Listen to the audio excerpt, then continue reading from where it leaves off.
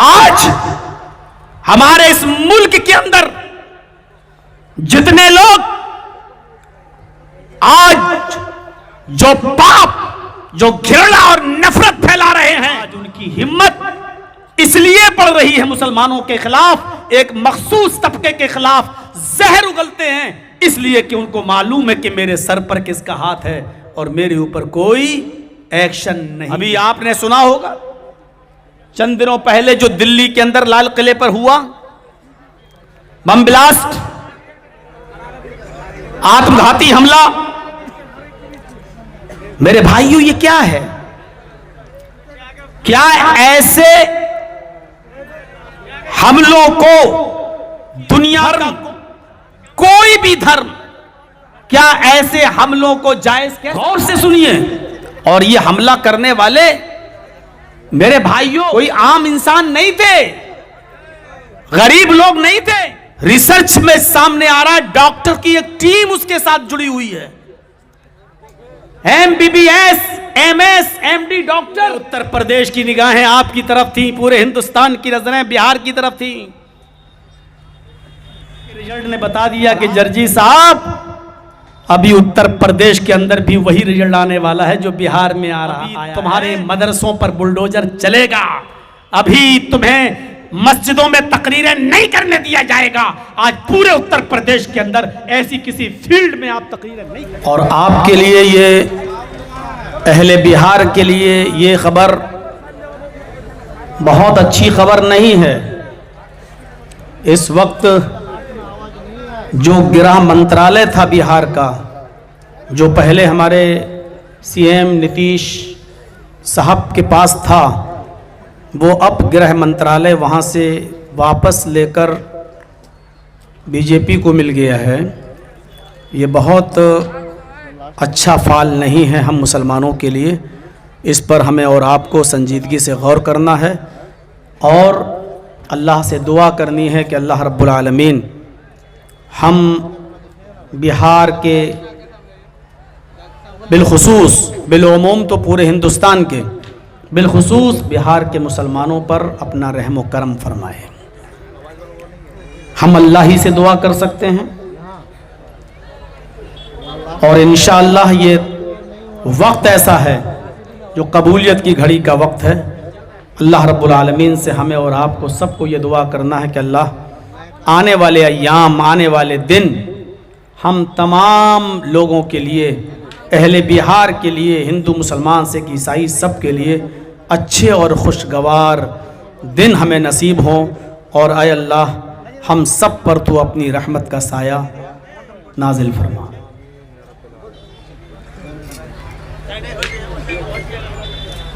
अब आपसे गुजारिश है कि बैठ जाइए। इस्लाम ने हमेशा से किसी एक कौम को तरजीह नहीं दी है, हमेशा इस इंसानियत की फिक्र की है। और आज मैं आपको इंसानियत के ताल्लुक से इस्लाम का मिजाज क्या है, इस तरफ थोड़ी सी रोशनी डालना चाहता हूं। आज आपकी अक्सरियत है, आप अकल्लियत की ऊपर कितना जुल्म करते हैं या कितनी खैर ख्वाही कर रहे हैं, यह आपको मालूम है। जब हमारी अक्सरियत थी तो उस वक्त हम अकल्लियत पर, अल्पसंख्यकों पर कितने मेहरबान थे। ये तारीख के आईने में, इतिहास के आईने में और सीरत तैयबा की रोशनी में हम बताना चाहते हैं आपको। पहले कुरान करीम की वो आयत हम आपके सामने उठाते हैं जो मैंने खुतबे मसनूना के बाद पढ़ी है, जिसमें अल्लाह ताला ने सारी दुनिया के इंसानों को एक खानदान से जोड़ा है, एक कुंबे से जोड़ा है, एक कबीले से जोड़ा है और सबको भाई भाई कहा है। सिर्फ मुसलमानों को नहीं, सारी दुनिया के इंसानों को। या अय्युहन्नास इन्ना खलकनाकुम मिन ज़करिन व उन्सा वजअलनाकुम शुऊबन व क़बाइला लितआरफू इन्न अक्रमकुम इंदल्लाहि अत्क़ाकुम। हाय सारी दुनिया के इंसानों, हाय सारी दुनिया की मानव जाति, है संपूर्ण संसार के वासियों, इन्ना खलकनाकुम मिन ज़करिन व उन्सा, हमने तुमको एक ही मर्द से और एक ही औरत से पैदा किया है, एक ही पुरुष और एक ही स्त्री से जन्माए। तुम एक ही बाप की औलाद हो, एक ही मां की संतान हो। जब हम सब एक बाप के बेटे हैं तो एक बाप की औलाद आपस में भाई भाई होती है या नहीं होती है? किसी से भी आप पूछ लेंगे तो ये कहेगा हाँ। जब अल्लाह ने सारी दुनिया के इंसानों को ये कह दिया कि तुम्हारा बाप एक है और तुम्हारी मां एक है, तो इसका डायरेक्ट ऐलान यह है कि तुम सब आपस में भाई भाई हो।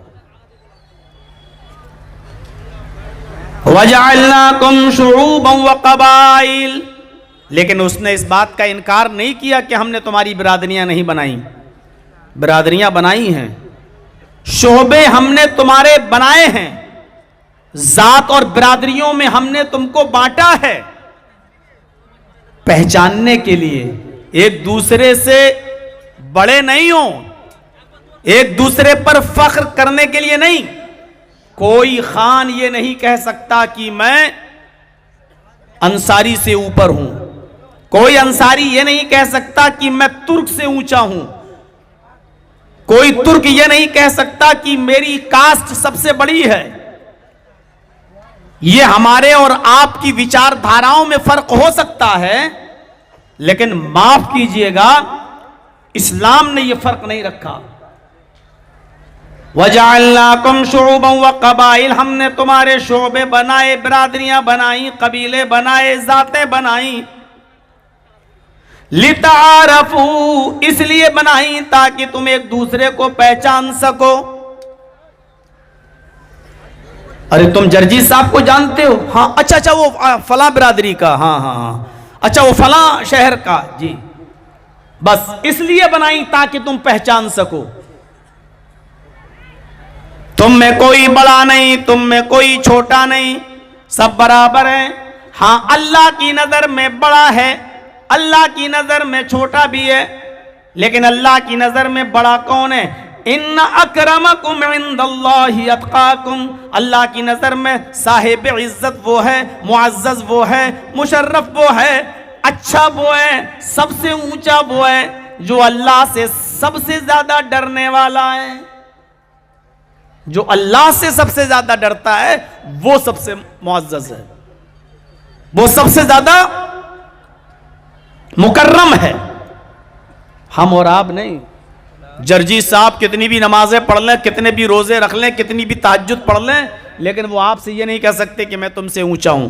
वो किसी शराबी और जुआरी से भी ये नहीं कह सकते कि मैं तुमसे ऊंचा हूं, मैं तहज्जुद पढ़ता हूं। नहीं कह सकता हूं। ये अल्लाह बेहतर जानता है, क्योंकि बहुत से लोगों के सामने तो अल्लाह वाले होते हैं, एक टाइम की नमाज नहीं छूटती, लेकिन अंधेरे में उनके गुनाहों के बारे में सिर्फ अल्लाह जानता है। रात ही रात सुरंग बना रहे थे और दिन में रोजा रखते थे और नमाजें पढ़ते थे। बड़े मुत्तकी और परहेजगार थे, लोग उनको अल्लाह वाला समझते थे, लेकिन रात ही रात में सुरंग बनाकर वो अल्लाह के रसूल की कब्र तक पहुंचने वाले थे और नबी अकरम की कब्र को खोदकर नबी की लाश निकालने का प्लान और मंसूबा बना रहे थे वो लोग।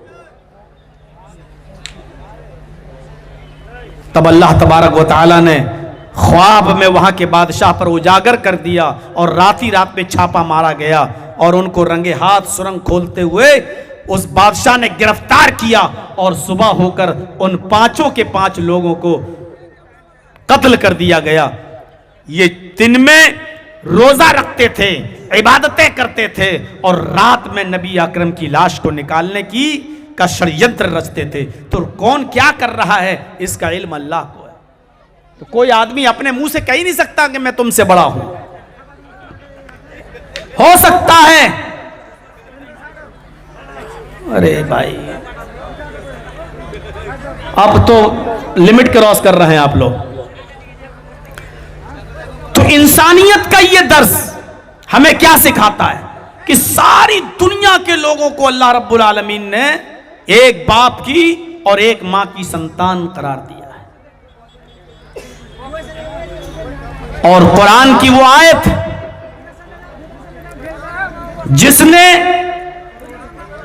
एक इंसान के कत्ल को सारी दुनिया की इंसानियत का कत्ल करार दिया है। अभी आपने सुना होगा चंद दिनों पहले जो दिल्ली के अंदर लाल किले पर हुआ बम ब्लास्ट, आत्मघाती हमला। मेरे भाइयों ये क्या है? क्या ऐसे हमलों को दुनिया का कोई धर्म, कोई भी धर्म क्या ऐसे हमलों को जायज कह सकता है? गौर से सुनिए। और ये हमला करने वाले मेरे भाइयों कोई आम इंसान नहीं थे, गरीब लोग नहीं थे। रिसर्च में सामने आ रहा है डॉक्टर की एक टीम उसके साथ जुड़ी हुई है, MBBS, MS, MD डॉक्टर। कुरान करीम की आयत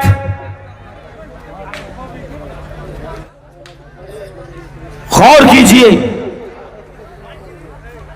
क्या इन लोगों के सामने कुरान की आयत नहीं आई? मन कतल नफ्सन बिगैरि नफ्सिन औ फसादिन फकअन्नमा कतल अन्नास जमीआ।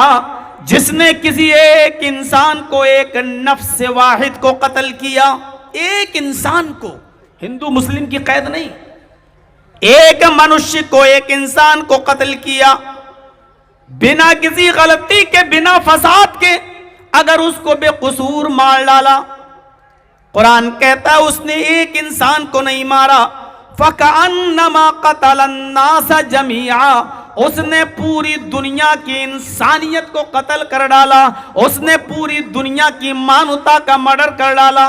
पूरी दुनिया की इंसानियत का कत्ल, एक इंसान का कत्ल, पूरी दुनिया की इंसानियत का कत्ल। अब आप बताइए इस आयत के होते हुए कौन किसी का कत्ल कर सकता है?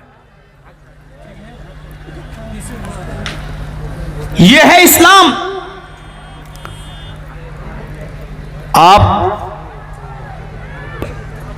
हजरत उमर फारूक रजी अल्लाह तआला अन्हु का जब जमाना था, जब वो खलीफा थे और पूरी रियाया उनके अंडर में थी, यहां तक के यहूदी और ईसाई भी उनके अंडर में थे, तो जानते हो अल्पसंख्यकों के साथ उन्होंने क्या बर्ताव किया? अकलियत के साथ उनका क्या बर्ताव था? आज हम अपने समाज में नजर डालें कि अल्पसंख्यकों के साथ क्या यह सुलूक हो रहा है? हीरा एक शहर है, हीरा मुल्क शाम का एक शहर है जिसका नाम हीरा, आज भी वो शहर मौजूद है सीरिया में, उस शहर का नाम है हीरा। उस हीरा शहर के अंदर एक मुसलमान ने एक यहूदी को कत्ल कर दिया, एक यहूदी को कत्ल कर दिया। अल्लामा ज़ेलई रहमतुल्लाह अलैह इस वाक़े को नस्बुर राया में नकल करते हैं अपनी मशहूर किताब में। हजरत उमर फारूक के ज़माने में मुल्क शाम के शहर हीरा में रहने वाले एक मुसलमान ने एक यहूदी को कत्ल कर दिया। नाम याद रखिएगा, मुसलमान कत्ल करने वाला था और जिसको कत्ल किया गया वो यहूदी था। एक मुसलमान ने एक यहूदी को कत्ल कर दिया। बात आई गई हो गई, मक्खन वक्खन लगाकर मामले को सॉल्व कर लिया गया। लेकिन मदीने में बैठे हुए हजरत उमर फारूक के कानों में यह आवाज गई, किसी ने बताया कि मुल्क शाम में अकलियत का एक आदमी मारा गया। अल्पसंख्यक समाज का एक आदमी कत्ल कर दिया गया और बहुसंख्यक ने यानी मुसलमानों में से एक मुसलमान ने उस यहूदी को कत्ल किया। पूछा गया फिर मुल्क शाम के अमीर क्या कर रहे हैं? वहां के गवर्नर ने उस मुसलमान को सजा क्यों नहीं दी? हजरत उमर फारूक ने वाली हीरा को लेटर लिखा। हजरत उमर फारूक ने वाली हीरा को लेटर लिखा। हीरा के जो वाली थे गवर्नर, उनको खत लिखा कि फौरन उस मुसलमान को अरेस्ट कर लिया जाए, उस मुसलमान को जिसने कत्ल किया यहूदी का, उसको गिरफ्तार कर लिया जाए। और आए वाली हीरा उस मुसलमान को अरेस्ट करने के बाद उस मकतूल के वरसा के सामने पेश किया जाए। मकतूल के वरसा को इख्तियार दिया जाए, वो चाहें तो फिदिया लेकर, दैत लेकर मुसलमान को छोड़ दें या माफ कर दें। और अगर वो दैत लेकर नहीं छोड़ना चाहते और माफ भी नहीं करना चाहते तो वरसा को इख्तियार है कि खून के बदले में खून, कत्ल के बदले में कत्ल, वो चाहें तो ये इंतकाम भी ले सकते हैं। ये हजरत उमर फारूक का बर्ताव अकलियत के साथ। वाली हीरा के हाथ में खत आता है, उसने हजरत उमर फारूक का जैसे ये लेटर पढ़ा, मुसलमान को गिरफ्तार कर लिया। आज ये सूरत हाल कहीं आप देख सकते हैं? इंसाफ हो तो सबके साथ हो। ये इंसाफ का कौन सा तकाजा है कि आजम खान साहब के पास अगर पैन कार्ड 2 हैं तो 7 साल की सजा, और स्मृति ईरानी के पास 2 पैन कार्ड हों तो वो आजादी के साथ घूम रही हैं। आजम खान साहब के साथ नाम मुसलमान जुड़ा हुआ है। मेरे भाइयों, अल्पसंख्यकों के साथ क्या सुलूक था उस जमाने में, ये एक चीज मैं आपके सामने रखना चाहता हूं। जब हमारी तादाद थी, जब हम बहुसंख्यक थे, उस वक्त भी अकलियत पर जुल्म नहीं होने दिया। हजरत उमर फारूक का लेटर मिलकर वाली हीरा ने उस मुसलमान को अरेस्ट कर लिया, उस मुसलमान को गिरफ्तार कर लिया। और गिरफ्तारी नहीं किया, उस मुसलमान को अरेस्ट करने के बाद मकतूल के वरसा यहूदी के घर वालों के सामने उसको पेश किया और कहा कि ये तुम्हारा मुजरिम है, ये मुसलमान, बताओ पैसा लेना चाहते हो, जितना माल चाहते हो उतना माल देने के लिए तैयार हूं, इसको छोड़ दो। घर वालों ने मना कर दिया कि इंसाफ अगर दिलाना ही है तो इंसाफ का तकाजा यह है कि हम माल लेकर इसको माफ नहीं करेंगे। कहा फिर ऐसे ही माफ कर दो। अब रखेंगे कहां? कहा कि वैसे ही माफ कर दो। घर वालों ने कहा कि नहीं, माफ भी नहीं करेंगे, माफ भी नहीं करेंगे और दैत भी नहीं लेंगे। फिर वाली हीरा से कहा कि अगर आप हीरा के गवर्नर हैं और इंसाफ दिलाना चाहते हैं तो खून का बदला खून, कत्ल का बदला कत्ल। इसने हमारे भाई का कत्ल किया, आप इस मुसलमान का कत्ल करिए। क्या चाय लाए हैं कि शरबत?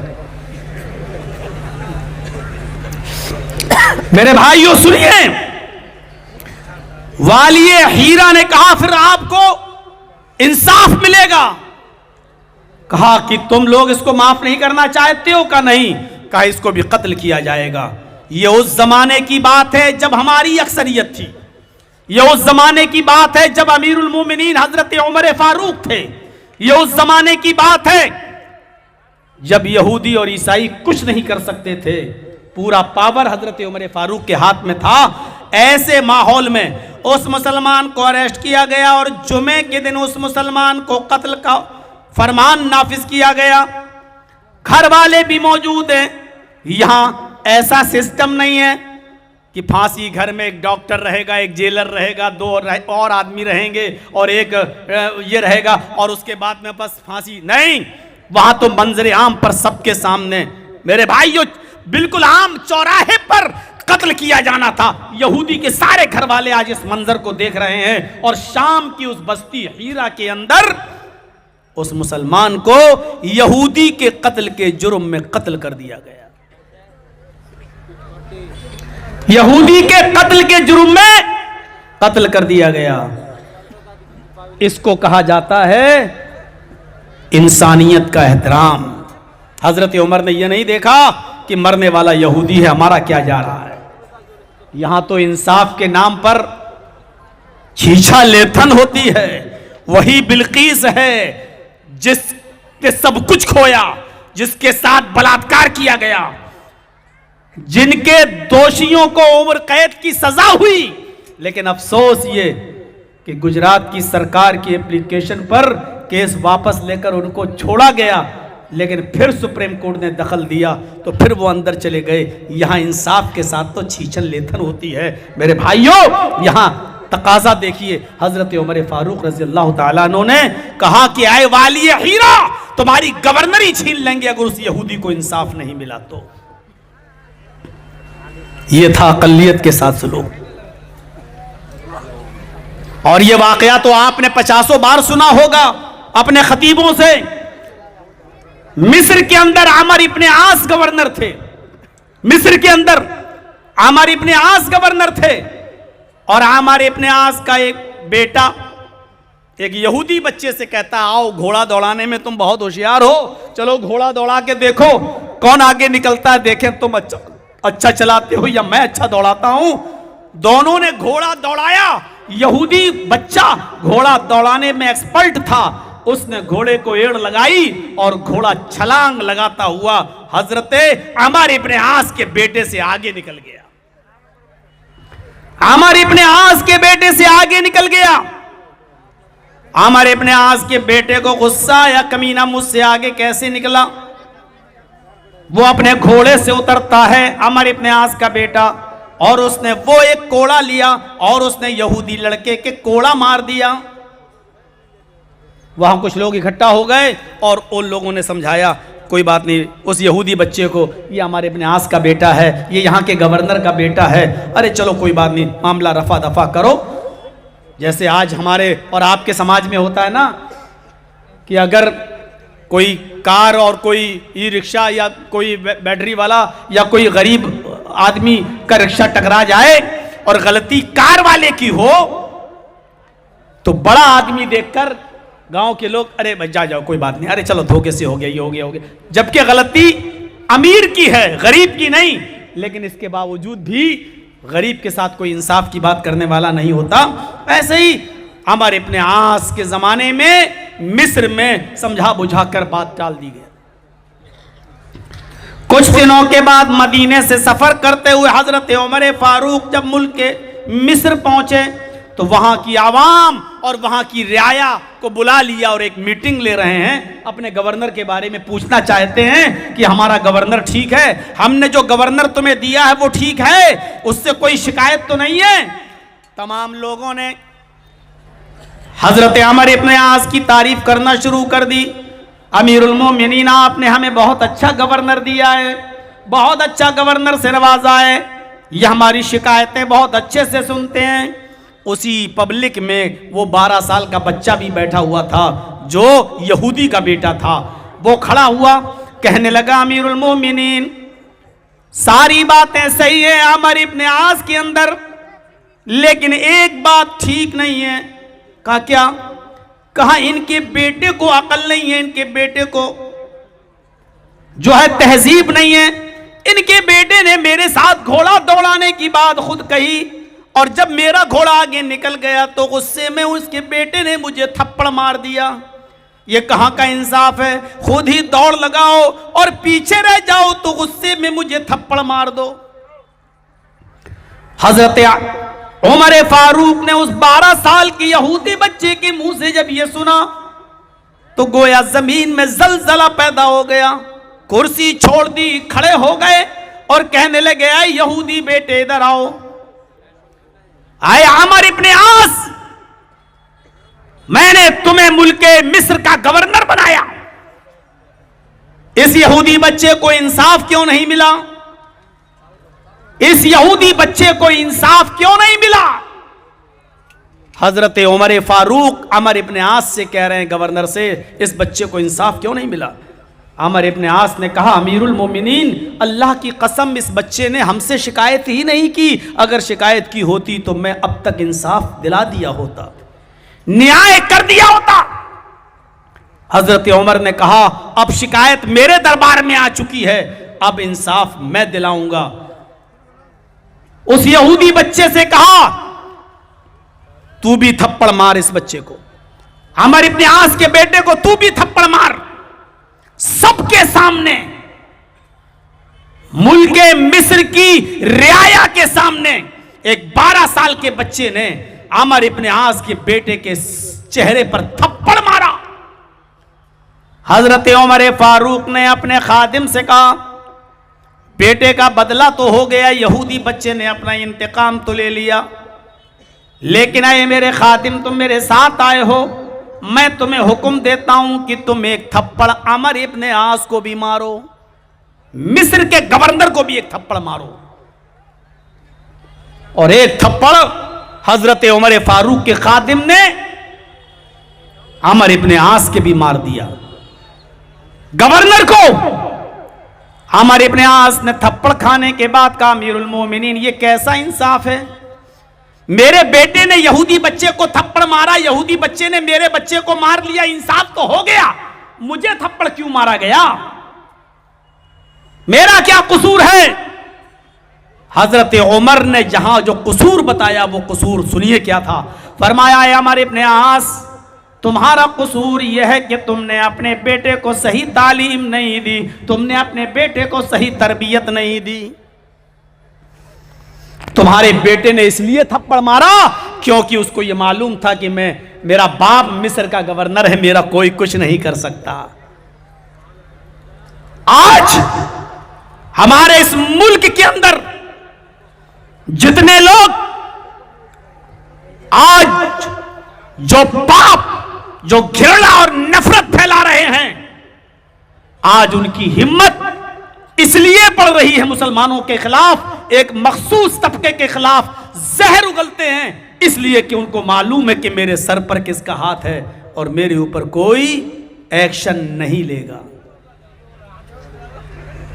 शर्जील इमाम वगैरह का हाल देख रहे हैं आप, 5 सालों से ज्यादा हो गए हैं।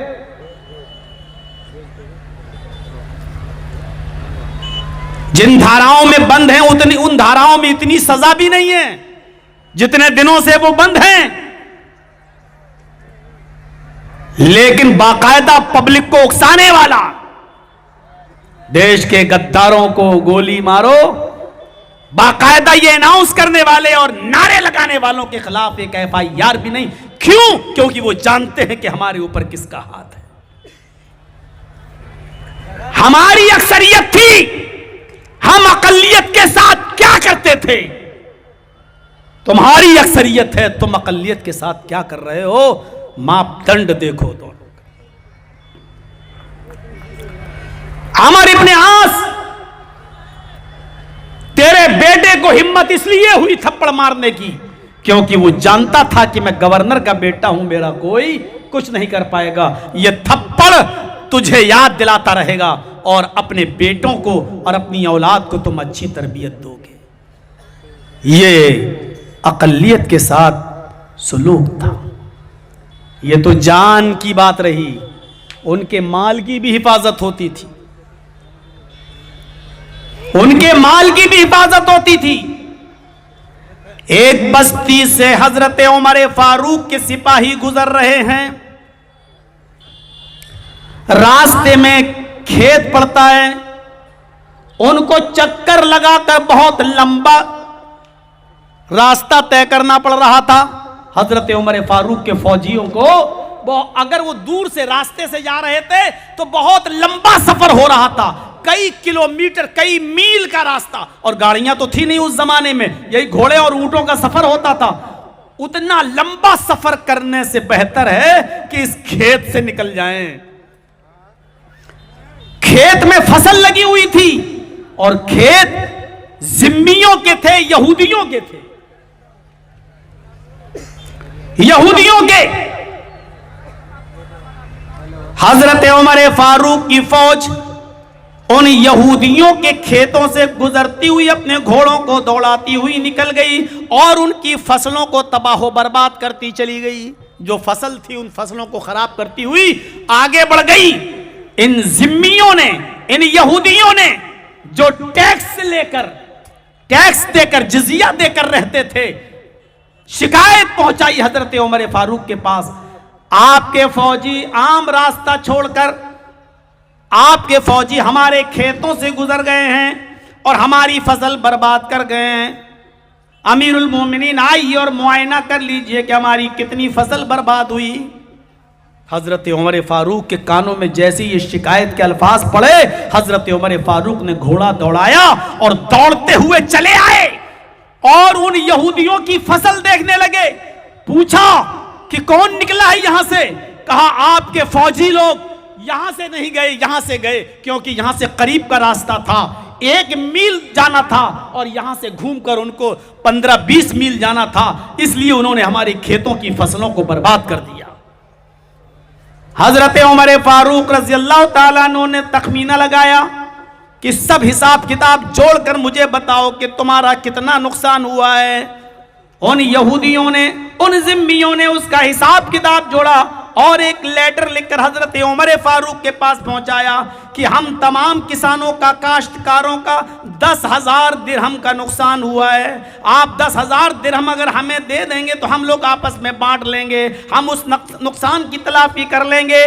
लेटर हजरत उमर फारूक के पास पहुंचा। हजरत उमर फारूक ने फौरन देखा 10,000 दिरहम, बैतुल माल से 10,000 दिरहम निकलवाए और उसी वक्त उनको 10,000 दिरहम दिलवाए। बैतुल माल से उनकी मदद की, मुआवजे में कमी नहीं की। सरकारी गाड़ी से आपका बेटा एक्सीडेंट में मर जाए, गवर्नमेंट आपको आपकी मर्जी के मुताबिक मुआवजा नहीं देगी। ठीक है, मर गया, 1 लाख दे दो, 2 लाख दे दो, 5 लाख दे दो, मुआवजा खत्म। हजरत उमर फारूक ने, उन्होंने 10,000 दिरहम बताए, हजरत उमर ने 9,999 नहीं किए, 10,000 दिरहम फौरन उनको बैतुल माल से निकाल के दे दिए। उनकी जान की भी हिफाजत हजरत उमर फारूक किया करते थे और उनके मालों की भी हिफाजत हजरत उमर फारूक रज़ी अल्लाह ताला अन्हु किया करते थे, अक़लियत के, अल्पसंख्यकों के साथ। हम कहां हैं? लेटेस्ट और नई तकरीर हमने आज आपके सामने छेड़ी है, ये बताने के लिए कि इस चीज को आम करो कि अक़लियत की जिम्मेदारी अक्सरियत पर होती है। अक्सरियत पर हजरत उमर फारूक निकले, गश्त कर रहे हैं मदीने में। एक यहूदी बूढ़ा आदमी भीख मांग रहा है। हजरत उमर फारूक रज़ियल्लाहु ताला अन्हु घोड़े से उतर जाते हैं और उस यहूदी बूढ़े आदमी के पास पहुंच जाते हैं। उस यहूदी बूढ़े आदमी के पास पहुंच जाते हैं और उस बूढ़े आदमी से पूछते हैं, तुम भीख कैसे मांग रहे हो? उसने कहा, अमीरुल मोमिनीन, खर्चा चलाने के लिए हमें आपके बैतुल माल से कुछ नहीं मिलता, बुढ़ापे को पहुंच चुका हूं, मुझे कुछ नहीं मिलता, उल्टा मुझे टैक्स भी देना पड़ता है, जिजिया भी देना पड़ता है। जैसे आप लोग और हम लोग इनकम टैक्स देते हैं गवर्नमेंट को, ऐसे ही उस जमाने में जो यहूदी और ईसाई रहते थे वो जिजिया देते थे। भाई आप टैक्स दे रहे हैं, उसी टैक्स के पैसों से आपकी जान की और आपके माल की हिफाजत की जिम्मेदारी हुकूमत की है। हम जो गवर्नमेंट को टैक्स देते हैं, गवर्नमेंट उसी टैक्स के पैसों से हमारी हिफाजत के इंतजामात करती है। तो यही मामला उधर भी था, ये जिजिया कहलाया जाता था। जिजिया अरबी में उसको यही कहा जाता है, जिजिया। तो मेरे भाइयों, वो बूढ़ा कहता है अमीरुल मोमिनीन मैं यहूदी हूं और जिजिया देना पड़ता है, मुझे मदीने में रहना है तो टैक्स देना पड़ता है हमें, और फिर हमें अपना खर्चा भी तो निकालना है। मैं यहूदी हूं, बैतुल माल से तो हमें कुछ मिलता नहीं है, राजकोष से, फंड से तो हमें कुछ मिलता नहीं है। हजरत उमर फारूक ने उस बूढ़े को उठाया, उठो और मेरे घोड़े पर बैठ जाओ। हजरत उमर फारूक ने उसको अपने घोड़े पर बिठाकर अपने घर ले गए। पहले उसको खाना खिलाया, पानी पिलाया, और फिर बैतुल माल के कैशियर को, खजांची को, ट्रेजरी को बुलाया, और बुलाने के बाद कहा कि सुनो, ये जब तक जवान था इससे हम टैक्स लेते थे, ये जब तक जवान था हम इससे टैक्स लेते थे और ये हमें टैक्स देता था। अब ये टैक्स देने की पोजीशन में नहीं, बूढ़ा हो चुका है, तो अब हमारी जिम्मेदारी है कि इसका ख्याल रखा जाए। जब तक ये जवान था इसने हमें टैक्स दिया, लेकिन अब बेचारा बूढ़ा हो चुका है, तो अब हमारी जिम्मेदारी है कि हम इसका ख्याल रखें। आज के बाद इससे जिजिया नहीं लिया जाएगा, आज के बाद इससे टैक्स नहीं लिया जाएगा। और इस बूढ़े के ऊपर अंदाजा लगाओ एक महीने में कितना खर्च पड़ता होगा खाने पीने का। इस बूढ़े के घर में पूरे महीने का राशन पहुंचाना ये बैतुल माल के कैशियर की जिम्मेदारी है। ये बूढ़ा भीख नहीं मांगेगा, आज के बाद बैतुल माल से इसको राशन मिलेगा, खाना पानी बैतुल माल से दिया जाएगा।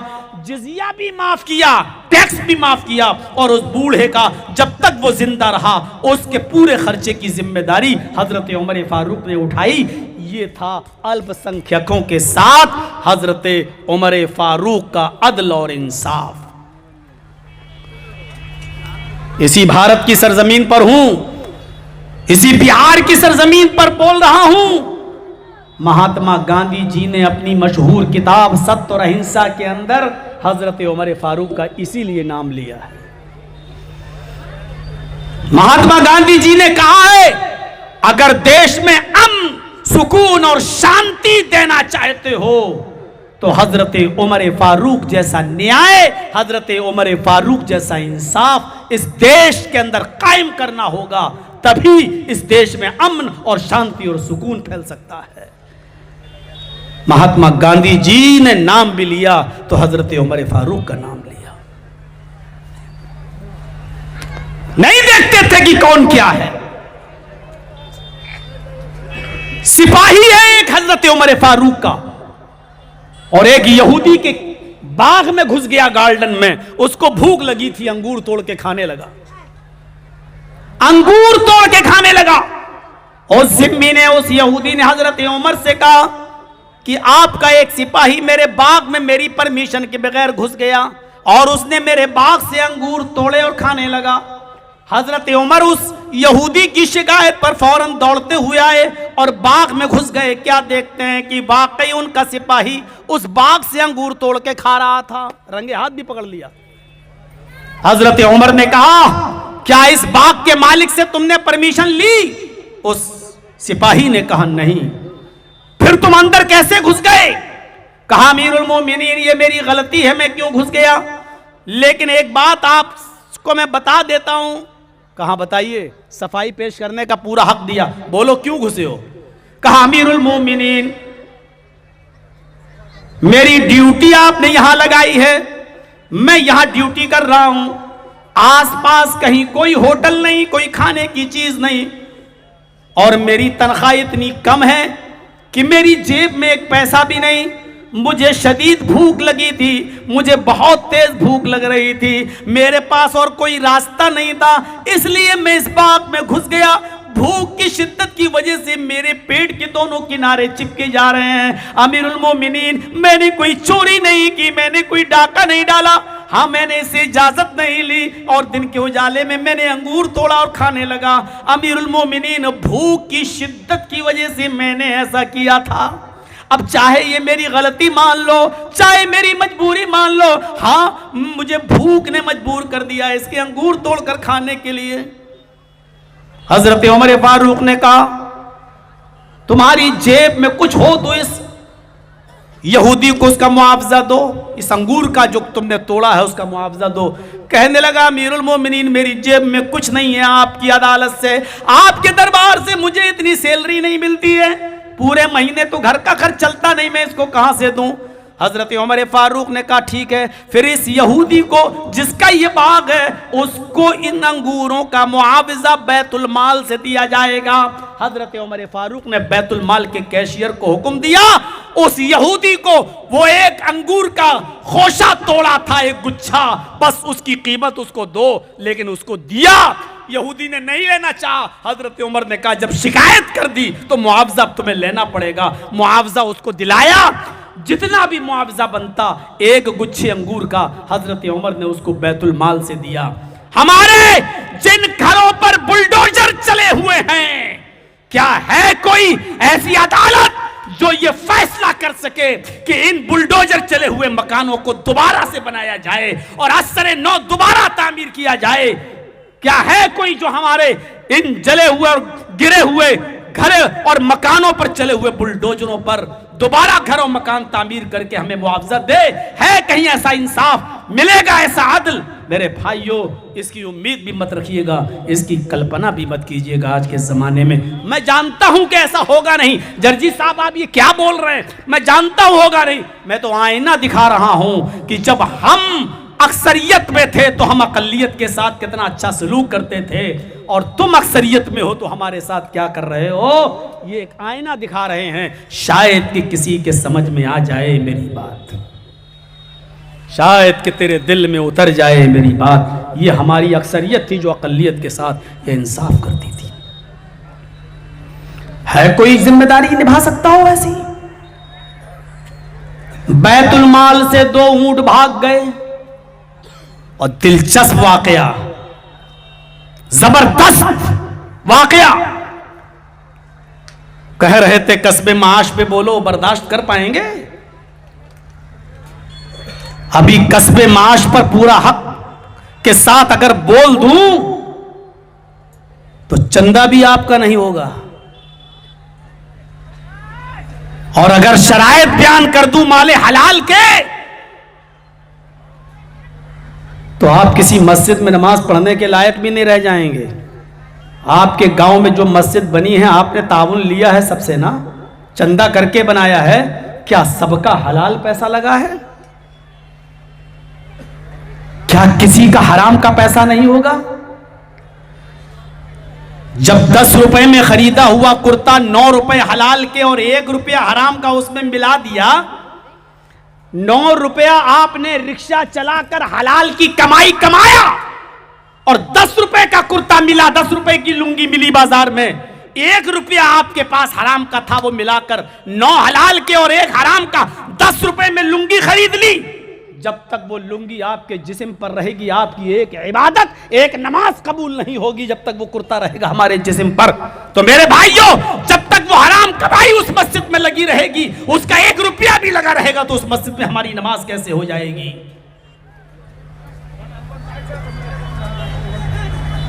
सब जो आपके कब्रिस्तान में चंदा दे रहे हैं सब माले हलाल का ही दे रहे हैं, कोई हराम का नहीं दे रहा होगा।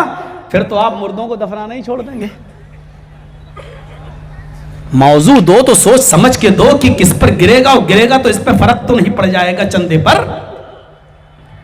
कस्बे माश और हमारी और अभी तो बेअतदालियों पे गए ही नहीं है, बेअतदालियों पे जाएंगे तो मेरे भाइयों आज क्या क्या तरीके हमने आज माले हराम के अपना रखे हैं, माले हराम के, जिसको कुरान ने कहा या अय्युहल्लज़ीना आमनू ला ताकुलू अम्वालकुम बैनकुम बिल बातिल। ऐ मुसलमानों, तुम आपस में एक दूसरे का माल बातिल तरीके से मत खाओ। इस्लाम ने यह नहीं कहा ना जा, बातिल तरीके से कहा, बातिल तरीके से मत खाओ, यानी कोई भी गलत तरीका नहीं अपना सकते हो। जर्जीत साहब के पास एक मोबाइल है, और मान लीजिए एक मोबाइल है अब, और हमारा खराब हो गया है, ये किसी को दिया, भाई साहब मैकेनिक को, ये लीजिए मोबाइल है हमारा, जरा संभालिए तो देखिए। अब जर्जी साहब मोबाइल संभालने वाले हैं, मैकेनिक हैं, उनको मालूम है कि बहुत महंगा सेट है ये। अरे हम बता नहीं रहे हैं, आप लोग जानते होंगे कौन सा है। कसम खुदा की मुझे चलाना ही नहीं आता है, अल्लाह की कसम। पहली बार इसको लिया है, लिया क्या किसी ने गिफ्ट दे दिया है। अब हम अगली मर्तबा जब आएंगे तो इसको छोड़ देंगे, क्योंकि हमें चलाना ही नहीं आ रहा है। और इससे अच्छा ये मोबाइल मेरा बेटा चला लेता है, छोटा सा 8-9 साल का, मेरा बच्चा वो बेहतरीन अंदाज से चला लेता, हमें आ ही नहीं रहा इसको चलाना। बार बार हम लोग बार बार कह रहे हैं कि कौन सा लोग कैसे इस्तेमाल कर लेते हैं इसको। तो अब हमने जर्जी साहब ने देखा बड़ा महंगा मोबाइल है, हाँ साहब, और मालूम है 1000 रुपये में संभल जाएगा, इसमें एक चीज़ डाल देंगे 1000 रुपये में ये बन जाएगा। जर्जी साहब ने कहा नहीं साहब इसमें तो ये चीज़ ख़राब हो गई है, कम से कम 15,000 रुपये पड़ेंगे। अब 15,000 से तुम सौदा करते हुए आओगे 10,000 पे तो आओगे। 1000 में सही हो रहा है, 15,000 मांगे, और वो भी कसमें खा खा कर, अल्लाह की कसम तुम्हारे लिए इतना है भाई, हमारे लिए नहीं, तुम्हारे लिए इतनी रियायत है, वरना 20,000 लग रहा। मामला बनते बनते 10,000 पर डन हो गया कि ठीक है। आपने 10,000 ले लिया, 1,000 का सामान डाल के आपने उसको दे दिया। आप समझ रहे हैं कि हमने मेहनत की है, यह तरीका भी माले हराम कमाने का है, क्योंकि आपने उसको धोखे में रखा। आपने कहा, आप उससे अगर यह कहते कि सामान तो 1,000 का पड़ेगा, लेकिन मैं आपसे 15,000 लूंगा, कोई गलत नहीं था। लेकिन आपने कहा कि बहुत महंगा मोबाइल है, सामान भी महंगा आएगा और इसमें 15,000 रुपए का खर्चा पड़ेगा, और टालते टालते 10,000 पे, और आप उससे कह रहे हैं कि नहीं साहब 1,500 भी, हमारे भी तो बीवी बच्चे हैं साहब, इतना भी नहीं बचेगा तो क्या बचेगा। आप इस तरीके से अगर आपने पैसा कमाया और ये हराम है। अब आपने जो 10,000 लिया है, इसमें 1,000 लागत और 500 या 1,000 रुपए आपकी मेहनताना, ये 2,000 तक तो ठीक है। अब 8,000 रुपए जो आपने लिए हैं वो नाजायज हैं आपके लिए, वो हराम है। अब आप आए जयनगर के जलसे में, आपने उसी 8,000 में से 1,000 रुपए कब्रिस्तान को चंदा दे दिया। मौलाना साहब वही बोलो जो बोल रहे थे, ये छोड़ दो कस्बे हलाल, नहीं तो फिर आप जिससे चंदा लेंगे वो चंदा भी नहीं देगा। वही मैंने कहा था कि आप बर्दाश्त कर पाएंगे। ये तो वहां लोग मौजूद हैं जहां जिनको चंदा ना करना हो, और जिनको चंदा करना है तो मेरे भाइयों बहुत अजीब मामलात हैं, बहुत बड़े बड़े मामलात हैं। हजरत उमर इब्ने अब्दुल अजीज ने अपनी बीवी को दूध का प्याला नहीं पीने दिया। उमर इब्ने अब्दुल अजीज का जब जमाना था, उनकी बीवी हामिला थी, पेट में बच्चा था, 4 दिन से खाना नहीं खाया था। बैतुल माल से अपनी नौकरानी को भेजा, खादिमा को जाओ दूध ले आओ। वो दूध लेके आई, कहा दे दो, जब उधार दे दो 1 प्याला दूध, जब हमें तनख्वाह मिलेगी तो हम 1 प्याला दूध तुम्हें वापस कर देंगे। चूंकि वो सारे मुसलमानों की अमानत थी, सारे मुसलमानों का जब तक मशवरा नहीं हो जाता तब तक उसमें से कुछ दे नहीं सकते थे कोई भी।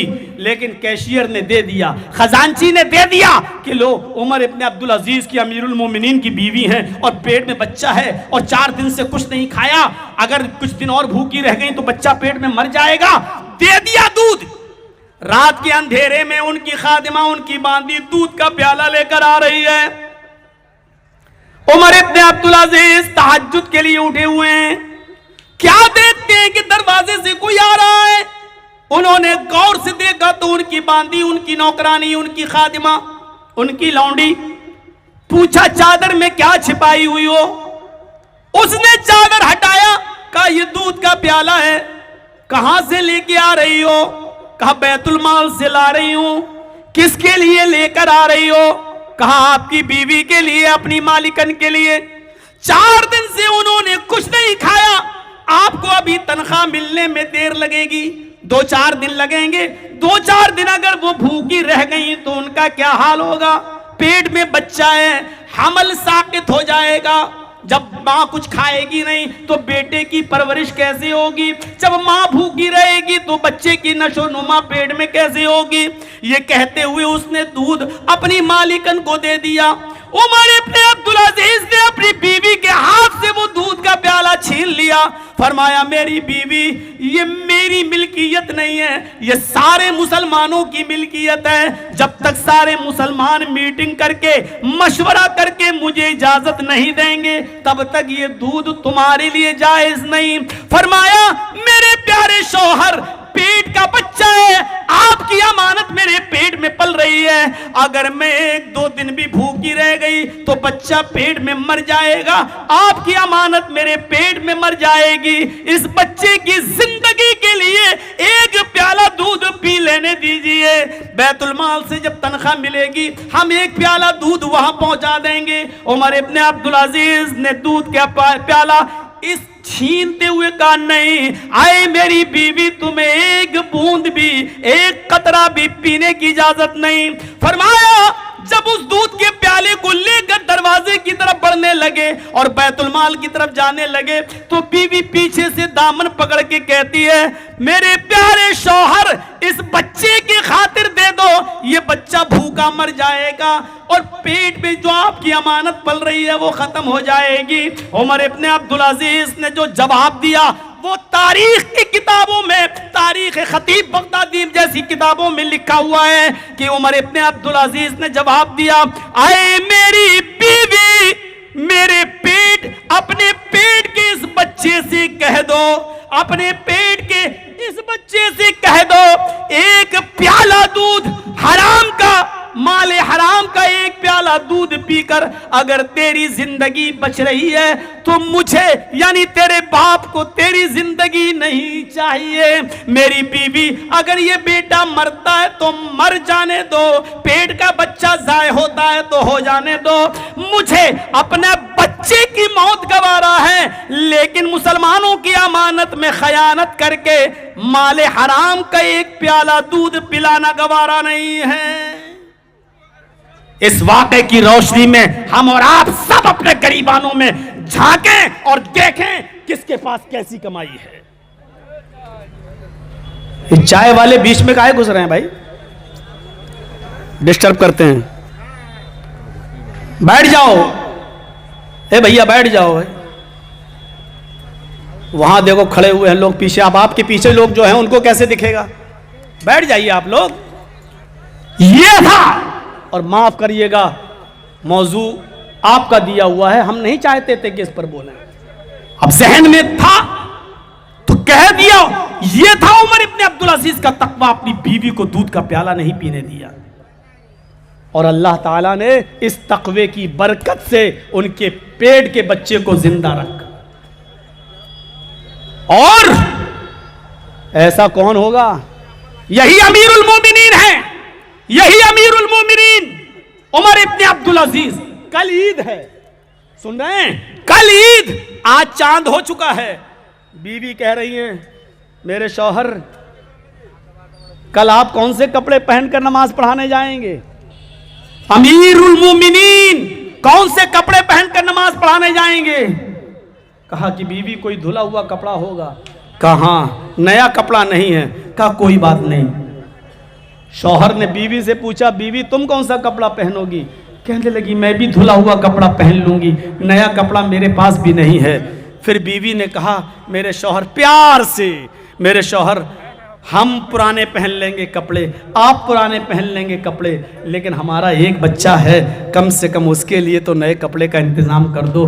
कल पड़ोस के बच्चे नए कपड़े पहनकर ईदगाह जाएंगे, हमारा बच्चा पुराने कपड़े पहनकर जाएगा। वो जिद कर चुका है, मुझे नए कपड़े चाहिए, मैं अपने बच्चे के लिए नए कपड़े का इंतजाम कैसे करूं?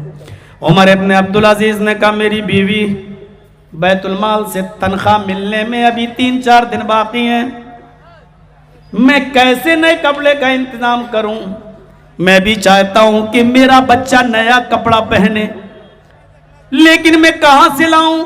बीवी ने कहा, एक मशवरा मैं देता हूं, एक मशवरा मैं देती हूं। कहा क्या? कहा ऐसा करिए, अभी किसी कासिद को, किसी दूत को भेजिए और बैतुल माल के कैशियर से कह दीजिए 1 महीने की तनख्वाह हमें एडवांस दे दो, जो तुम्हें अगले महीने देना है 3-4, वो 1 महीने की तनख्वाह मुझे एडवांस दे दो, अगले महीने काट लेना, अगले महीने मत देना, 1 महीने की तनख्वाह एडवांस ले लो। अरे 4-5 दिन ही तो रह गए हैं महीना होने में, आप 4-5 दिन पहले ले लो, उसके बाद मत लेना।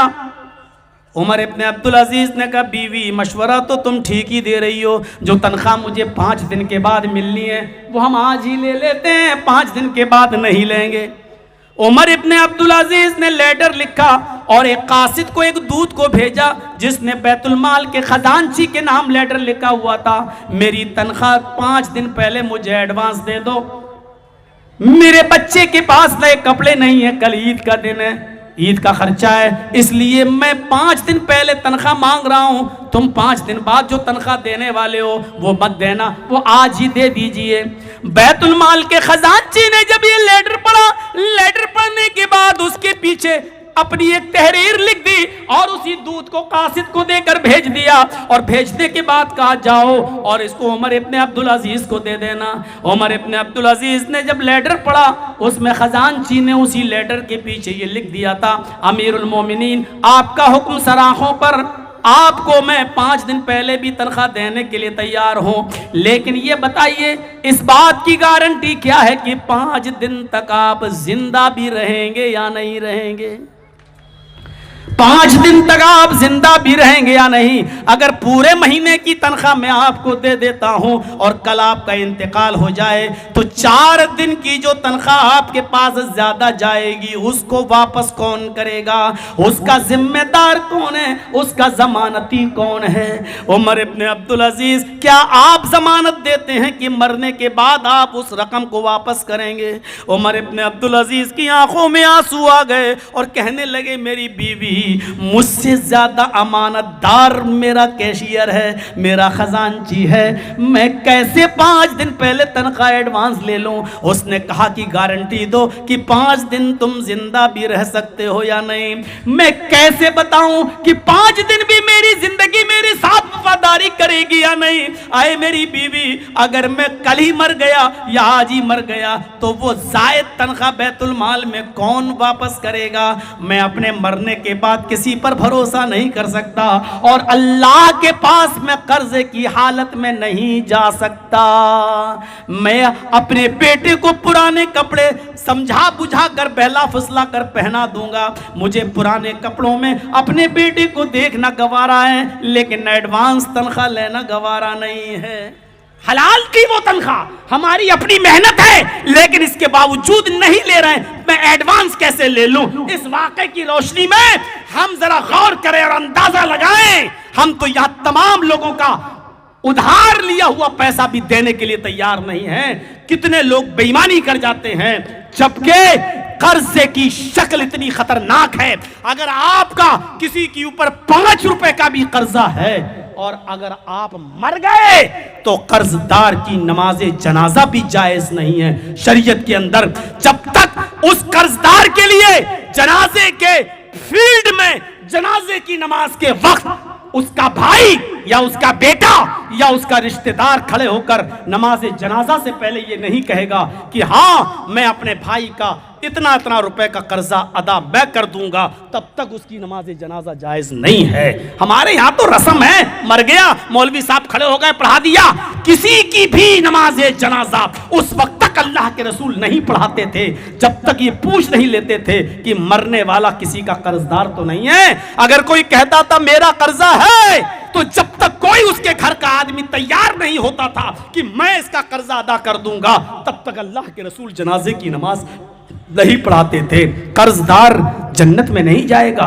कितना ही बड़ा इबादत गुजार हो, कितना बड़ा नमाजी हो, कितना बड़ा रोजेदार हो, कितना बड़ा तहज्जुद गुजार हो, अगर वो कर्जदार है और कर्जा लिया है और कर्जा देने की नीयत नहीं रखता है, बेईमानी करने का इरादा है उसका, ऐसे शख्स की कोई नमाज कोई इबादत कबूल नहीं है और मरने के बाद उसको जन्नत का की खुशबू भी नहीं मिलेगी। मेरे प्यारे साथियों, कर्जे की शक्ल बहुत खराब है। ये उमर इब्ने अब्दुल अजीज का तकवा था।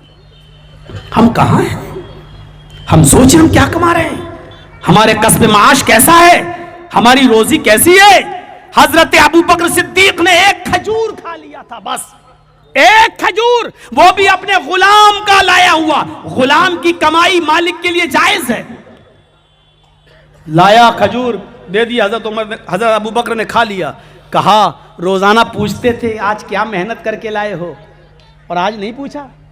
हजरत अबू बकर ने कहा रोजाना पूछता था, तुम मेहनत बताते थे, मेहनत की कमाई थी मैं खा लेता था, आज भी कुछ करके ही आए होगे मेहनत करके।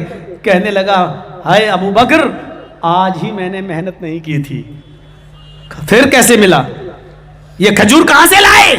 कहा कुछ दिनों पहले मैंने अपने दोस्त की बीवी का पेट देखकर कहा था कि भाभी को लड़का होगा। वो कहने लगा तुम्हें कैसे मालूम? मैंने कहा अरे मैं बहुत पहुंचा हुआ हूं, मैं पेट देख के बता देता हूं कि लड़की है कि लड़का। और आज उसको लड़का ही हुआ।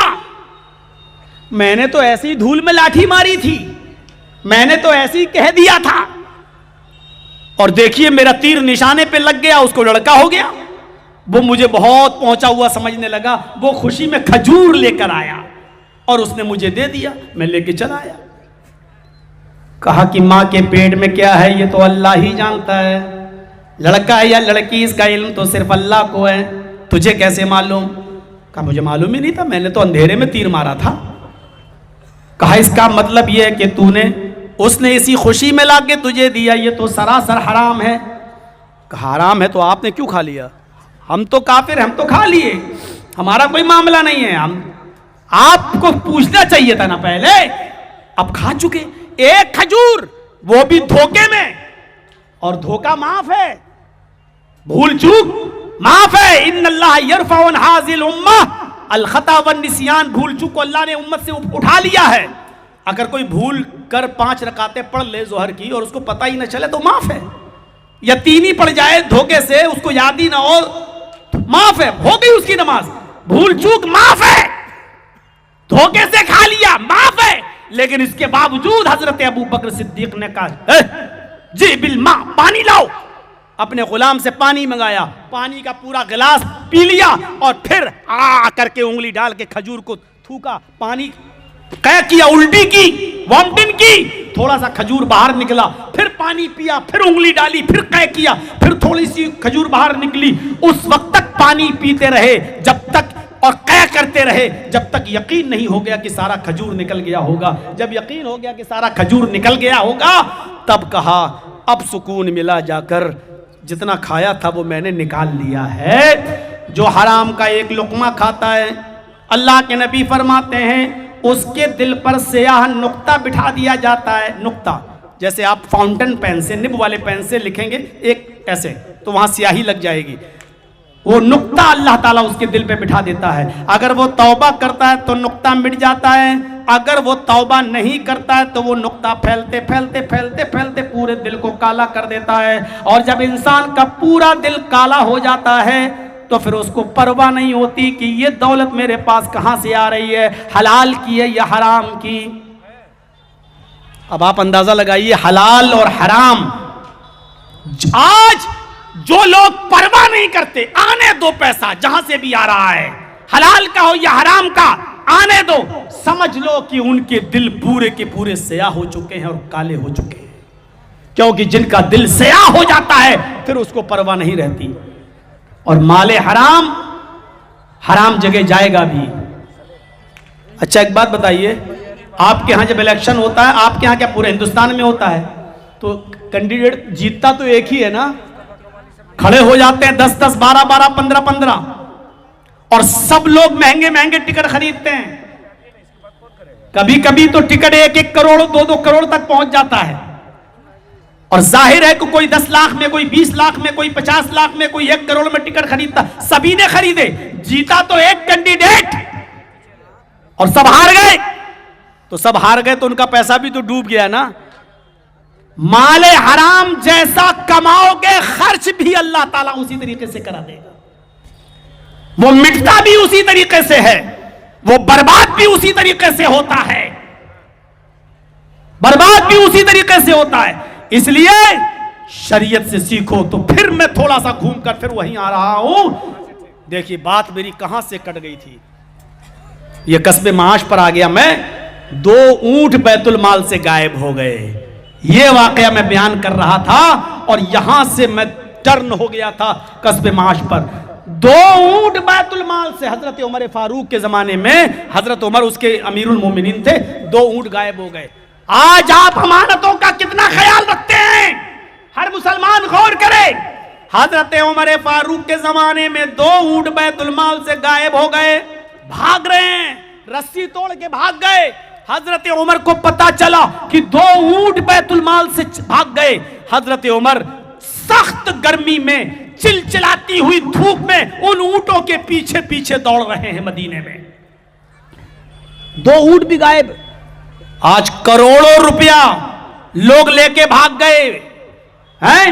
माल्या जैसे लोग, ना उनको लाने की कोशिश, ना उनको वापस बुलाने की कोशिश, ना उस पैसे को देने की कोशिश। गौर करो, 2 ऊंट। अंकल जी बैठ जाओ, कहां उठ रहे हैं बाप, डिस्टर्ब करेंगे। अब क्या करेंगे, अब तो चाची भी सो गई होंगी, क्या करेंगे घर जाके। मेरे भाइयों गौर से सुनिए, 2 ऊंट और हजरत उमर भाग रहे हैं उन ऊंटों के पीछे पीछे, और 2 मंजिल मकान है। और सुनिए, बड़ा दिलचस्प वाकया मैं सुना रहा हूं आपको। सामने 2 मंजिल का बेहतरीन खूबसूरत मकान, उस मकान के ऊपर, छत के ऊपर हजरत उस्मान खड़े हैं। हजरत उस्मान पैसे वाले आदमी अपने 2 मंजिला मकान पर खड़े हुए ऊंटों के पीछे भागने वाले आदमी को देख रहे हैं। पहचान नहीं पाए कि ये कौन है, पहचान नहीं पा रहे ये कौन है। कहा कि इतनी गर्मी में ये कौन आदमी दौड़ रहा है, पैरों में चप्पल भी नहीं है, सख्त गर्मी, चिलचिलाती हुई धूप, जमीन गर्म, और इस गर्म जमीन में नंगे पैर ये दौड़ रहा है, ये कौन आदमी है? कोई काम करना था तो साए में करता, थोड़ा शाम हो जाने देता, सूरज ढल जाने देता, तब निकलता घर से। हजरत उमर भागते भागते उस बिल्डिंग के पास आए, उस घर के पास आए, तो हजरत उस्मान ने पहचान लिया, अरे ये तो अमीरुल मोमिनीन है, ये तो हजरत उमर फारूक है। आवाज दी, अमीरुल मोमिनीन इधर आइए, इतनी गर्मी में कहां भाग रहे हैं आप? हजरत उमर ने ऊपर देखा, उस्मान से कहा, उस्मान ये ऊंट भाग रहे हैं, ये ऊंट बैतुल माल के हैं, इनको पकड़ना मेरी जिम्मेदारी है। हजरत उस्मान कहते हैं, अमीरुल मोमिनीन आप घर पे आ जाइए, मैं अपने नौकरों को, अपने गुलामों को इन ऊंटों के पीछे लगा देता हूं, वो इन ऊंटों को पकड़ेंगे और बैतुल माल में जमा कर देंगे। आप हमारे घर पे आइए, सस्ता लीजिए और ठंडा पानी पी लीजिए, इतनी सख्त गर्मी में आप निकले हैं। उमर का जवाब देखो, उमर का जवाब, आए उस्मान, घर का साया तुम्हें मुबारक हो, पानी तुम्हें मुबारक हो, खादिम मैं हूं, अमीरुल मोमिनीन मैं हूं। अगर ये ऊंट गायब हो गए तो कयामत के दिन सवाल मुझसे होगा, तुमसे नहीं होगा। अगर आज ये ऊंट गायब हो गए तो कल कयामत के दिन मैं इन ऊंटों, अल्लाह को क्या जवाब दूंगा? बैतुल माल के ऊंटों की जिम्मेदारी मेरे ऊपर है। कहा अच्छा। पकड़ के लाए हजरत उमर खुद, और उन ऊंटों को पकड़ के बैतुल माल पहुंचाया। अब बैतुल माल में जब गए और खूंटे से उन ऊंटों को बांध दिया, उसके बाद वहां के लोगों की क्लास लेना शुरू की। बताओ ये ऊंट कैसे भागे, तुम इसकी निगरानी कर रहे हो, ये ऊंट भागे कैसे? मेरे भाई जो ताज्जुब करेंगे आप। एक सहाबी जवाब देते हैं, अमीरुल मोमिनीन इन ऊंटों की दुम उठाकर देखिए, इन ऊंटों की पूंछ उठाकर देखिए। हजरत उमर ने जब इन ऊंटों की, दोनों ऊंटों की दुम उठाकर देखा तो उन दोनों ऊंटों के मकाद में, उनकी लेट्रीन के रास्ते में गहरे गहरे जख्म थे और उन जख्मों से खून बिलड आ रहा था।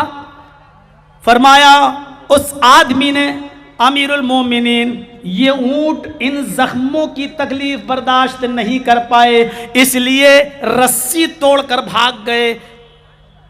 इन लैट्रीन के रास्ते में इन ऊंटों का जो जख्म है, इन जख्मों की तकलीफ से ये ऊंट रस्सी तोड़ के भाग गए।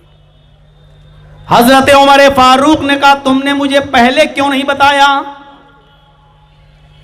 एक मामूली सा आदमी आपके इलाके का, और हजरत उमर फारूक अमीरुल मोमिनीन और 22 लाख मुरब्बा मील के अमीर, सऊदिया उसी में, इराक भी उसी में, ईरान भी उसी में, मिस्र भी उसी में, फिलिस्तीन भी उसी में, आजरबाईजान भी उसी में, उर्दून भी उसी में, अलजायर भी उसी में, मुल्क शाम भी उसी में। गौर कर रहे हैं, ये सारे मुल्क हजरत उमर फारूक के जेरे निगरानी, अकेला इतने बड़े खित्ते का मालिक, कितने मुल्कों का मालिक, उन ऊंटों के लेट्रीन के रास्ते में जब जख्मों को देखता है तो अकेला जंगल में चला जा रहा है। हकीमों से पूछता है कि इन ऊंटों में उनके जख्मों में क्या दवा लगाई जाए।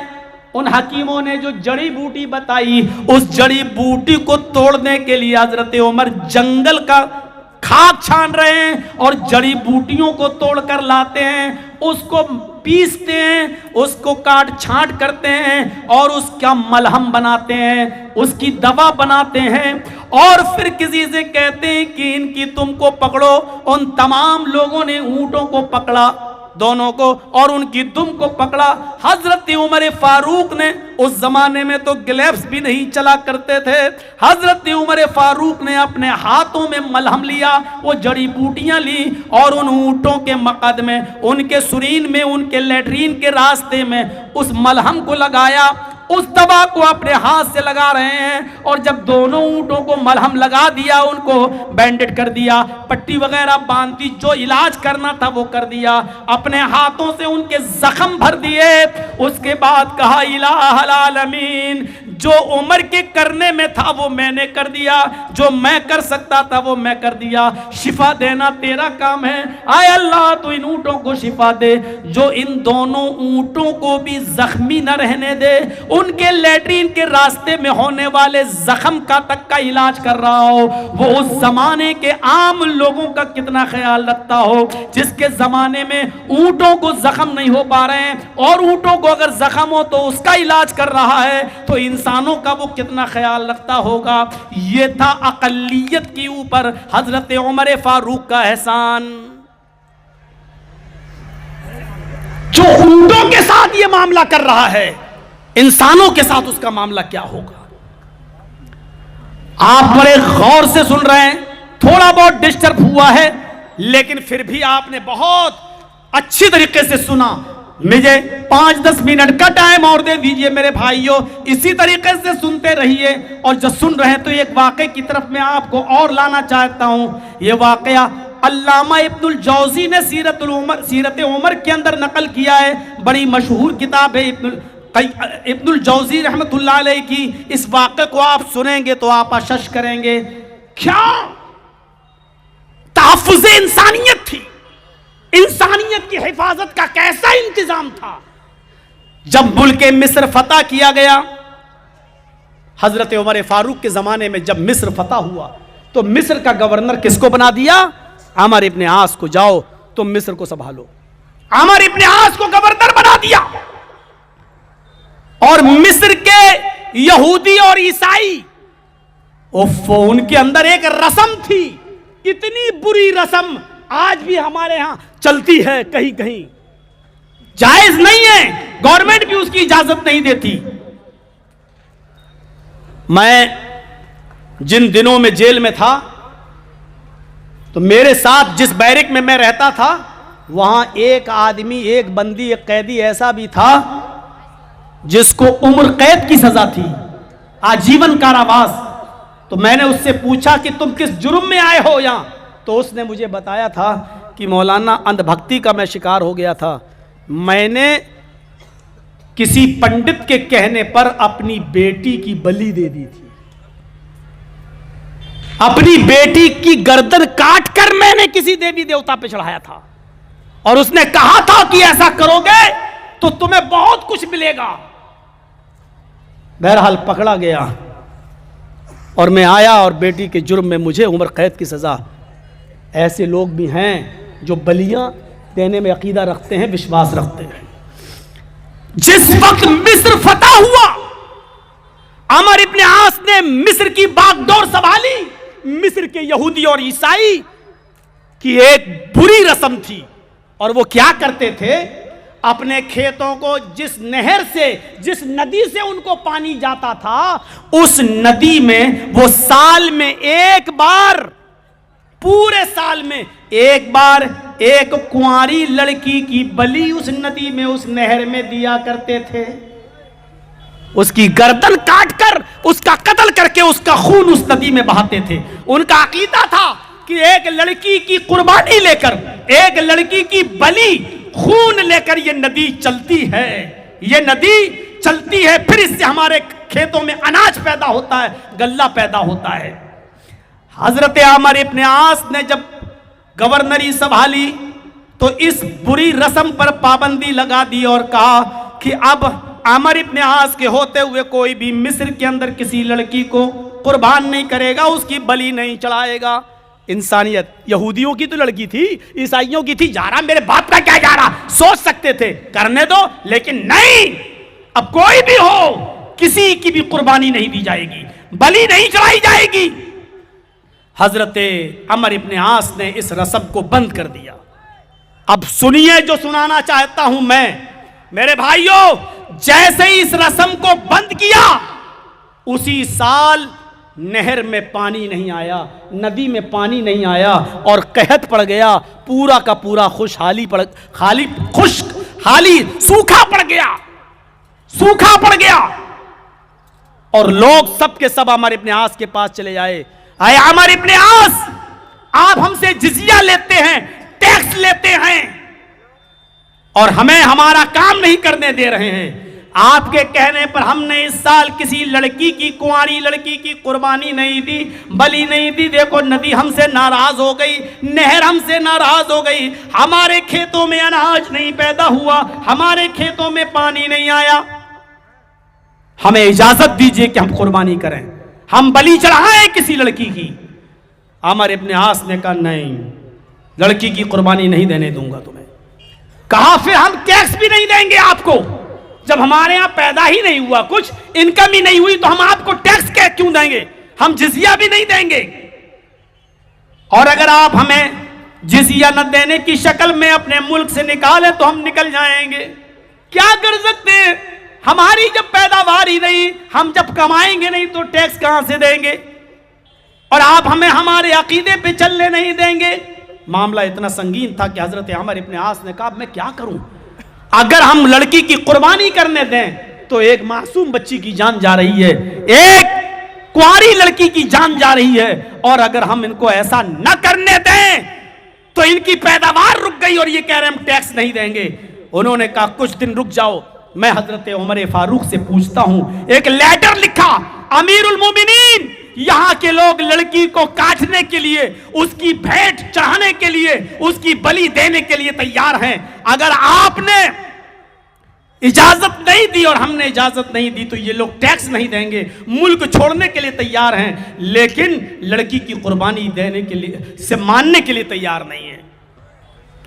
हजरत उमर फारूक ने वहीं से एक लेटर लिखा दरियाए नील के नाम,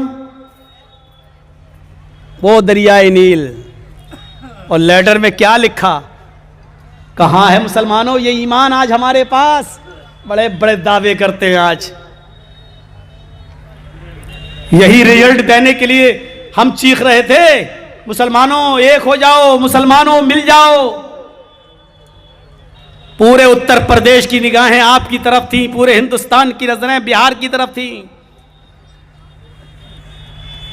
और आपके रिजल्ट ने बता दिया कि जर्जी साहब अभी उत्तर प्रदेश के अंदर भी वही रिजल्ट आने वाला है जो बिहार में आया है। अभी तुम्हारे मदरसों पर बुलडोजर चलेगा, अभी तुम्हें मस्जिदों में तकरीरें नहीं करने दिया जाएगा। आज पूरे उत्तर प्रदेश के अंदर ऐसी किसी फील्ड में आप तकरीरें नहीं कर सकते हो, जिस फील्ड में आप तकरीरें कर रहे हैं ना, और रात के ये 2 बज चुके हैं, इस वक्त भी आप तकरीर कर रहे हैं, ऐसी फील्ड के अंदर पूरे उत्तर प्रदेश में आपको जलसा नहीं करने दिया जाएगा। जर्जीस साहब जिस मस्जिद के मुतवल्ली हैं, हम जिस मस्जिद के सेक्रेटरी हैं, उस मस्जिद के अंदर भी अगर इशा के बाद हमें तकरीर करना है, अपनी मस्जिद में भी तकरीर करने के लिए हमें परमिशन लेना पड़ेगी पहले डीएम से और एसएसपी से, और एलआईओ रिपोर्ट दे देगी मौलाना जर्जीस साहब की तकरीर भड़काऊ होती है, इसलिए इशा के बाद इनको भी तकरीर करने की इजाज़त नहीं। उत्तर प्रदेश के ये हालात हैं। हम जिस मस्जिद के सेक्रेटरी हैं, उस मस्जिद के अंदर भी इशा की नमाज के बाद उस मस्जिद के सेक्रेटरी को भी मस्जिद में भी तकरीर करने की परमिशन नहीं। ये हालात हैं। अरे भाइयों, इन हालात से निपटना था। लेकिन अब तो सारी उम्मीदें ही टूट चुकी हैं, खत्म हो चुकी हैं सारी उम्मीदें। सुनिए हजरत उमर फारूक ने क्या लिखा। आए आमार इब्ने आस, मैं ये लेटर तुम्हें भेज रहा हूं, पूरे मुल्क मिस्र से लोगों को ले जाकर दरियाए नील के पास खड़ा कर दो और उस दरियाए नील में जाकर इस लेटर को डाल दो। सूखा हुआ दरिया। उमर फारूक का वो लेटर जैसे अमर इब्ने आस के पास आता है, अमर इब्ने आस ने मुनादी करा दी, ऐलान करा दिया, दरियाए नील में पानी आएगा और पानी तुम्हारे खेतों में जाएगा। आओ दरियाए नील के पास सब जमा हो जाओ। सारे यहूदी ईसाई सब दरियाए नील के पास जमा हो गए। हजरत उमर फारूक का लेटर अमर इब्ने आस ने उस दरियाए नील के अंदर डाल दिया, जिस लेटर के अंदर ये लिखा हुआ था, अरबी में लिखा हुआ था, इन कुंत तजरी मिन कब्लिक फला तजरी बादहू व इन कानल्लाहुल वाहिदुल क़हार युजरी हुवल्लज़ी युजरीक फनस्अलुल्लाह तआला युजरीक। ये हजरत उमर ने उस लेटर पे लिखा था। क्या लिखा था? आए दरियाए नील, इन कुंते तजरी मिन कब्लिक, अगर तू आज से पहले अपने हुक्म से चलती थी, अपनी मर्जी से चलती थी, तेरे अंदर पानी तेरी मर्जी से आता था, फला तजरी बादहू, तो आज के बाद तू कभी पानी मत देना। अगर तू अपनी मर्जी से चलती है, अपनी मर्जी से तेरे अंदर पानी आता है, अपनी मर्जी से जारी होती है, फला तजरी बादहू, तो आज के बाद तू जारी मत होना। उमर को तेरे पानी की कोई जरूरत नहीं है, आज के बाद तू पूरी जिंदगी के लिए सूख जाना, कभी पानी मत देना। और आए दरियाए नील, व इनकान अल्लाहुल वाहिदुल क़हार वल्लज़ी युजरीक, और अगर तेरे ऊपर अल्लाह जो अकेला है, कहार जो जबरदस्त है, अगर तू उसके हुक्म से जारी होती है, उसके हुक्म से पानी देती है, उसके हुक्म से तेरे अंदर पानी आता है, तो हम तुझसे नहीं, फनस्अलुल्लाह तआला अन युजरीक, तो हम अल्लाह ही से दुआ करेंगे कि वो तुझे जारी कर दे। अगर तू अल्लाह के हुक्म से जारी होती है तो हम अल्लाह से दुआ करेंगे कि वो तुझे जारी कर दे। अगर तू अपनी मर्जी से चलती है तो तेरे पानी की जरूरत नहीं है, और अल्लाह के हुक्म से जारी होती है तो अल्लाह मुझे पानी देगा। बस ये लेटर डाला, अल्लाह की कसम ऐसा पानी उस दरियाए नील में आया कि तारीख ने, मुअर्रिख ने लिखा है, इब्नुल जौजी ने सीरत उमर में लिखा है कि पानी लेबिल से 16 गज ऊपर पहुंच गया। पानी अपनी लेबिल से 16 गज ऊपर पहुंच गया। हजरत उमर को और अमर इब्ने आस को यह दुआ करना पड़ी, आय अल्लाह, मैंने रहमत का पानी मांगा था, जहमत का पानी नहीं। आय अल्लाह, रहमत का पानी चाहिए, ऐसा पानी नहीं जो जहमत वाला हो, जो तकलीफ वाला हो। मेरे भाइयों, उस दिन से दरियाए नील बह रही है तो आज तक सूखने का नाम नहीं लेती है। हजरत उमर इस तरीके से एक लड़की की जान बचाई, जो हर साल यहूदी लोग एक लड़की की जान देते थे। इस तरीके से इंसानियत की हिफाजत होती थी। यह नहीं देखा जाता था कि मरने वाला हिंदू है या मुसलमान, यहूदी है या ईसाई, हर किसी को बचाया जाता था, हर किसी के जान की हिफाजत होती थी। तो मेरे भाइयों, तहफ़्फ़ुज़ इंसानियत जरूरी है, और अक़लियत के साथ अक्सरियत की जिम्मेदारी है कि वो अक़लियत का पूरा पूरा ख्याल रखे।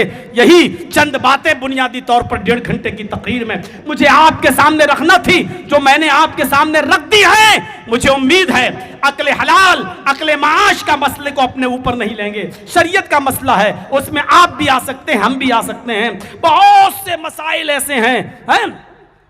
लोन पर मोबाइल लेना कैसा है, लोन पर फ्रिज लेना कैसा है, लोन पर या फाइनेंस कराना कैसा है, मस्जिद में गैर मुस्लिम का पैसा लग सकता है कि नहीं लग सकता है, इसी तरीके से कब्रिस्तान में अगर कोई गैर मुस्लिम पैसा दे तो लग सकता है। ये सारे मसाइल हैं।